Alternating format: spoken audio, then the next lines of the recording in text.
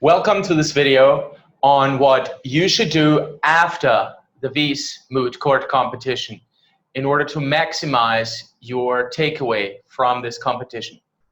My name is Harold Zippel.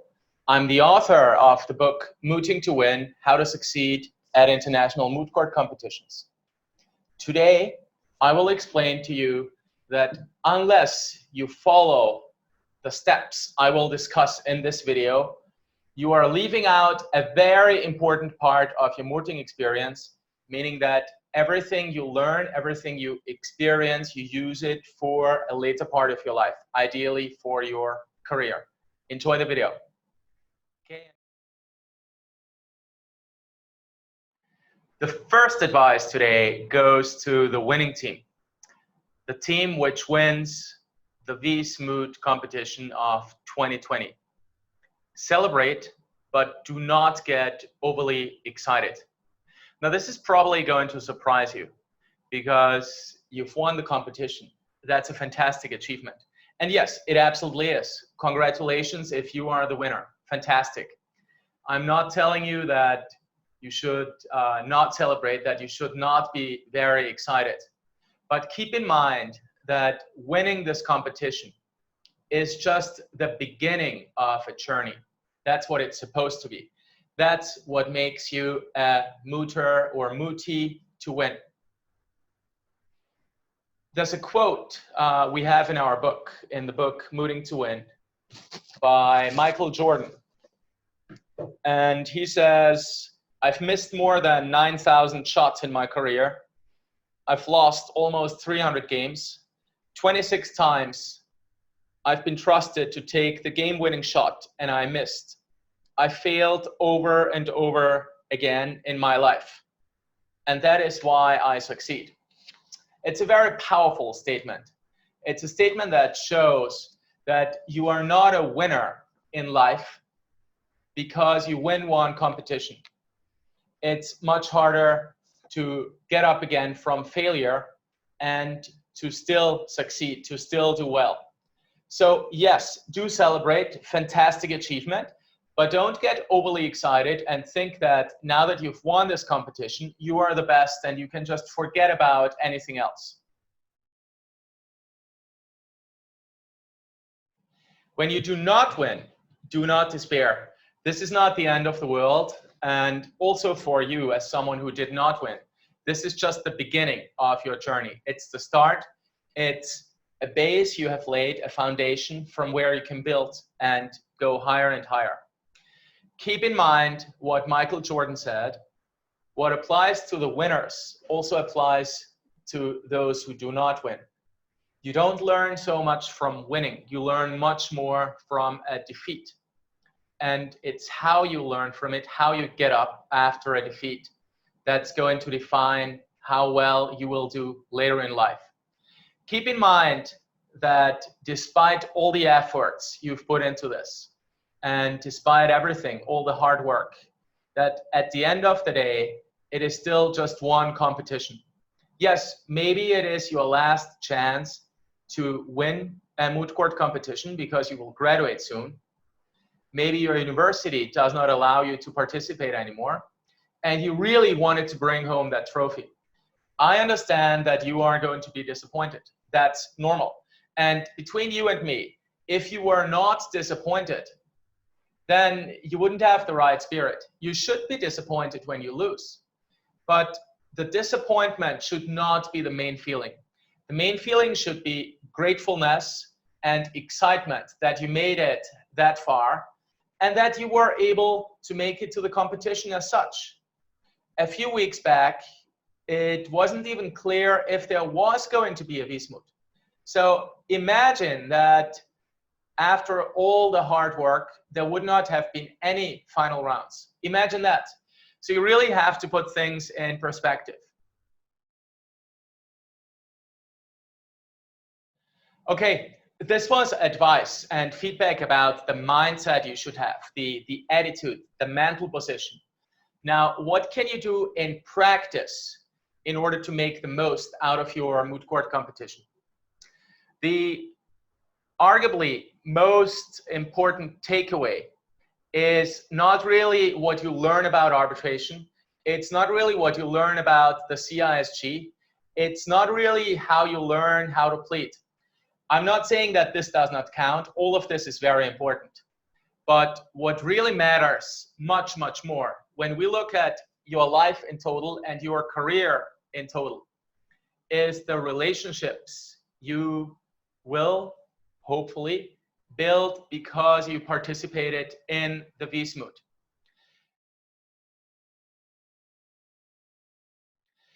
What are these relationships? The most important ones, the strongest ones, should be your teammates. Your teammates are your #1 contacts in this moot court competition, in the Vis Moot or in any other moot. They are the ones with whom you spend a lot of time, with whom you had a lot of positive experience, but also I'm quite sure a lot of negative experience. That's very normal that you are fighting from time to time, but do make sure you stay in touch with them. Do not make the mistake of seeing the end of the competition as the end to everything. The competition is over, yes, but your relationships should stay in place. The next best and next important category is the teams you come against. Yes, you should be in competition mode. You should be quite competitive when you do the Vis Moot, but just as in real life, you can be very hard and tough on the substance, but have a very friendly and collegial attitude when it comes to the teams you come against on a personal level. I can tell you from my own experience when I act as counsel in arbitration proceedings, I'm always extremely friendly to the counsel from the other side. I would always wish them a restful weekend. These days, when I'm writing to counsel from the other side, I would always add a short note saying, I hope that you and your loved ones are all right, given that the coronavirus crisis is going on at the moment. This is all a friendly way to get closer to the people you are dealing with. Just because I'm nice on a personal level, this does not mean that I'm very nice or easy to give in on the substance. I'm extremely tough on the substance, but there is no reason to be tough on the substance and on personal matters. And this is also what you should apply. Even if you had a really hard battle, which probably even went a bit beyond where it should have gone, do not miss the chance to reach out to the teams you come against. Thank them for the great match. Say you hope they enjoyed the Vis Moot as much as you did. Send them an email, send them a text, stay in touch. All of the people you meet during the Vis Moot are potential contacts for you for your later career. And it does not matter what your later career is, whether it's working in a law firm, whether it's working in-house, an NGO, doing something completely different. Any contact matters. And because you all competed in this one competition, the Vis Moot, in 2020 at the same time, especially with this whole mess going on because of the coronavirus, you will have something in common for the rest of your lives. So this is something that is really going to help you to feel connected to that person as long as you make a small effort to stay in touch. What I just said now about staying in touch, or first contacting and then hopefully staying in touch with other teams you come against, the same applies to the arbitrators who judge your rounds. Send them a short email, thank them. You will not get a response at all times, but some arbitrators do make the effort of writing back. I'm one of them. And between you and me, when that happens, that a team thanks me afterwards by email, then I usually make the effort also of offering them any assistance if they have questions pertaining to international dispute resolution or their career. I'm happy to help. Most people are happy to help. I'm not saying you will definitely get an answer with the most great offer you could have thought of. Do an internship at my firm, I like to so much. That happens, but it's not so usual. But if you do not write to them in the first place, you will never have the chance to do anything together. And don't think that the arbitrator is going to reach out to you. You have to take the first step.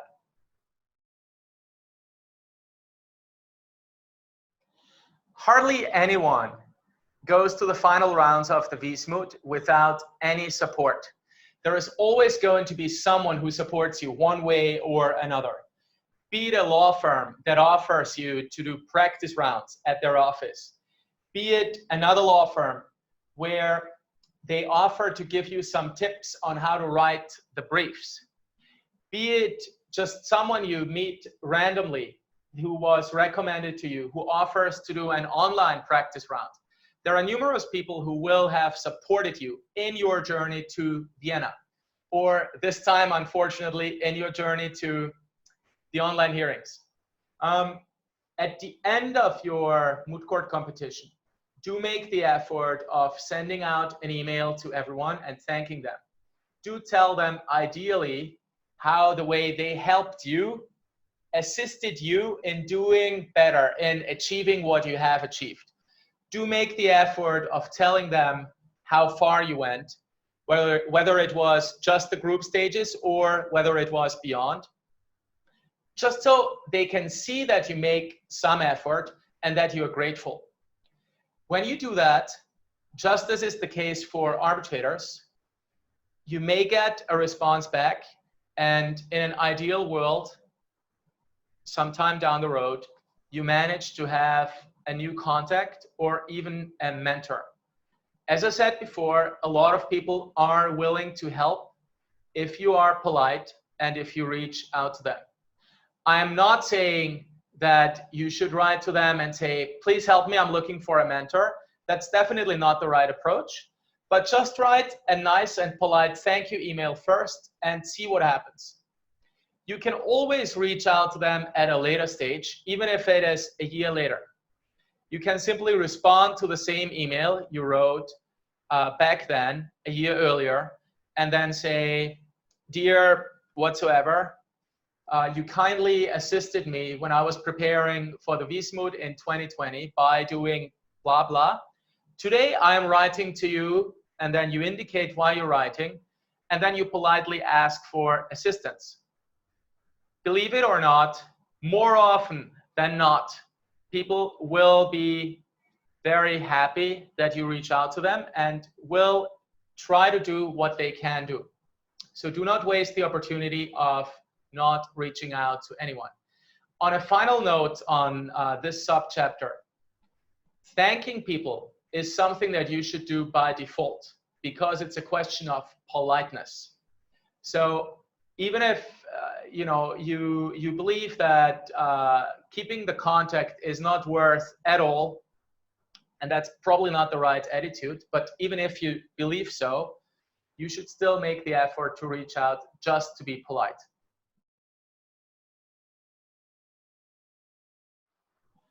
When you participate in the Vis Moot, it means that you will invest a lot of time. I don't need to tell you that.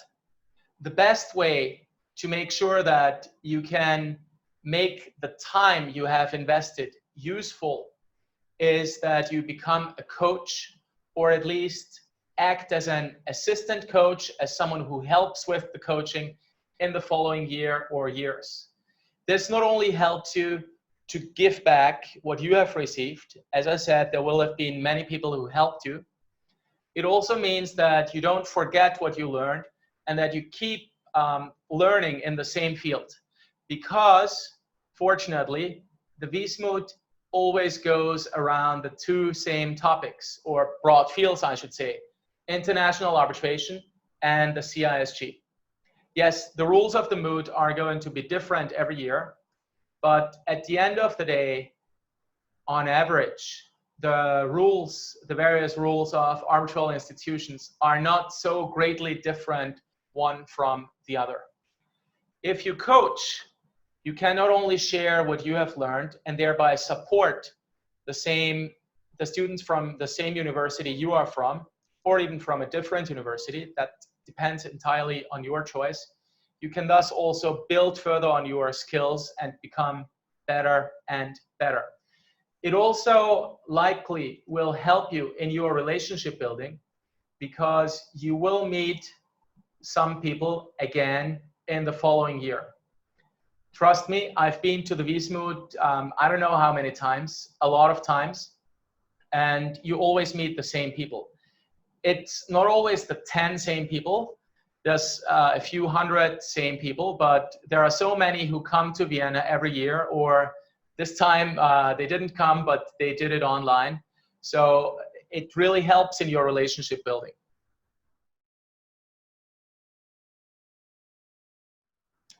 The final tip for you, and this applies whether you did extremely well, whether you're the winner, or whether you didn't do so well, stay hungry. There is a really nice quote by Professor Cal Newport in the book, So Good They Can't Ignore You. It's, by the way, a book I recommend you read at some point. And we quote the book this in our book, Mooting to Win. The quote is as follows: "No one owes you a great career. You earn it, and the process won't be easy." Keep that in mind. The process will not be easy. The process to becoming someone who works in the field of international dispute resolution, who has this privilege, is not easy. It's a very, very tough process, and the field is becoming more and more competitive. So you must stay hungry. You must adopt an attitude that you want to go further, that you want to take the next step. So try to think as well as you can on what you can do to build further on everything you have learned.